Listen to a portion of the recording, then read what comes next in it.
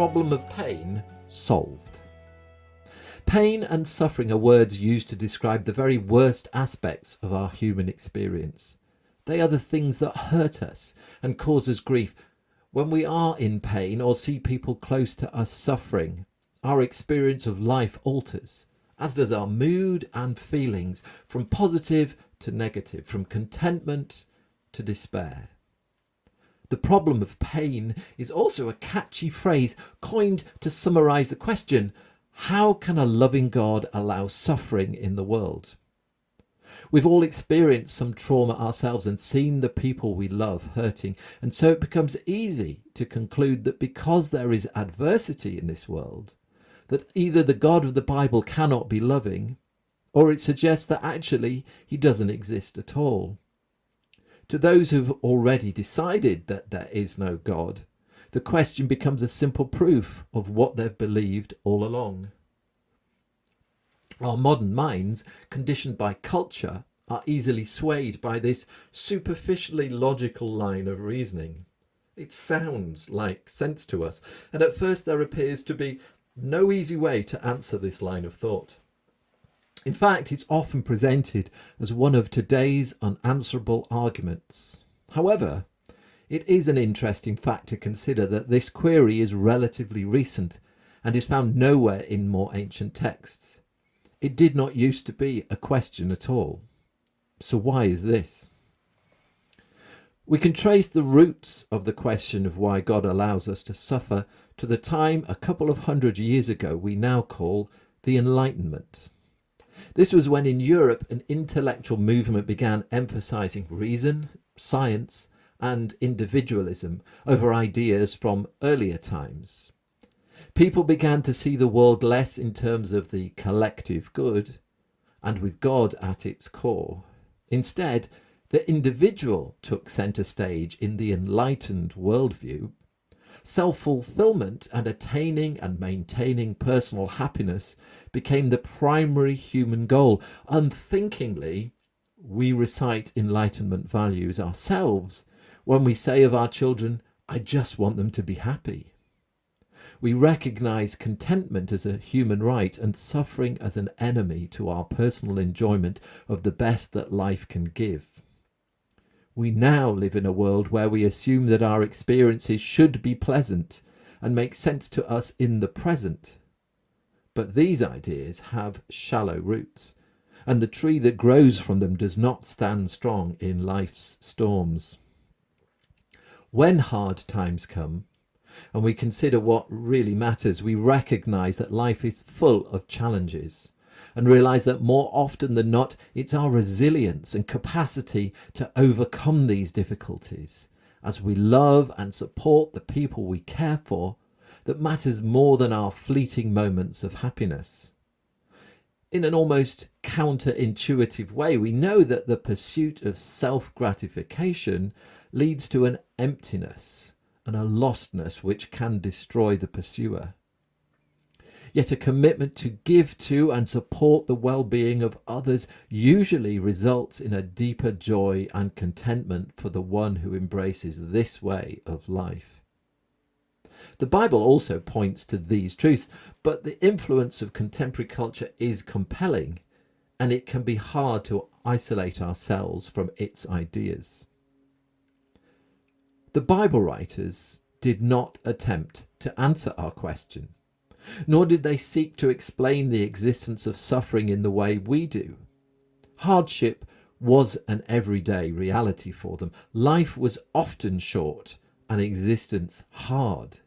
They knew about trauma, but they also knew God. God had created the world and made everything within it good. Suffering and the evil associated with it was not created by God, but came instead when people turned away from him and his goodness. They knew this too, and so in the face of affliction, they did not question God's goodness, love, or power, but instead they recognized that when people came together to create communities faithful to God, the impact of suffering and evil could be absorbed, resisted and transformed while they waited for better times. They waited because they believed that God had promised that one day he would restore this world and all suffering would cease. And while they waited, they looked forward to this day with hope and trusted that God would be with them through all the agony they experienced. Today, we're not so good at waiting. And we also have different expectations of God. We use the word love to describe many things, most of which find their centre in ourselves and our own fulfilment. We may love another, sometimes for their own good, but often because of the way that other person makes us feel. The Bible writers use a number of different words to describe those different aspects of love, but the word used to describe the way that God is loving has a specific meaning, which is grounded in suffering itself. God's love is self-giving, seemingly unmerited on the part of the ones who receive it, and comes at the greatest cost imaginable. The gospel writer John, using the words of Jesus, tells us that the most powerful expression of love is the laying down and giving up of our own lives for the benefit of others. It's the line we see inscribed on war memorials to remind us of the sacrifice of those who gave their lives for family, friend, and nation's sake. Greater love hath no man than this. Yes, God is loving, but his love is defined by his own definition. He is the God who took on human form, who entered into our hurting world and met suffering face to face. He's the one who in Jesus laid down his life for the benefit of everyone throughout all time who would become his friends. He's the God who overcame death, rising to a new life, and in doing so gives the promise of new life to all who would follow after him. Jesus' resurrection, the first sign of God's restoration and recreation of this world. So when we study Scripture, we learn that God does not simply allow us to suffer out of cold indifference or a suspected incapacity to act. Far from it. God has taken the suffering that we have allowed to enter his world, and through the sacrifice of himself has absorbed it all into himself, so that we can look forward in hope to a restored world and life lived without pain or tears. It's this vision of the God who has demonstrated his love for us by his willingness to subject himself to the worst suffering the world has devised, to give us courage in this world and a sure hope for the one that is to come, that is revealed to us in the closing verses of the Bible. Then I saw a new heaven and a new earth, for the first heaven and the first earth had passed away, and the sea was no more. And I saw the holy city, the new Jerusalem, coming down out of heaven from God, prepared as a bride adorned for her husband.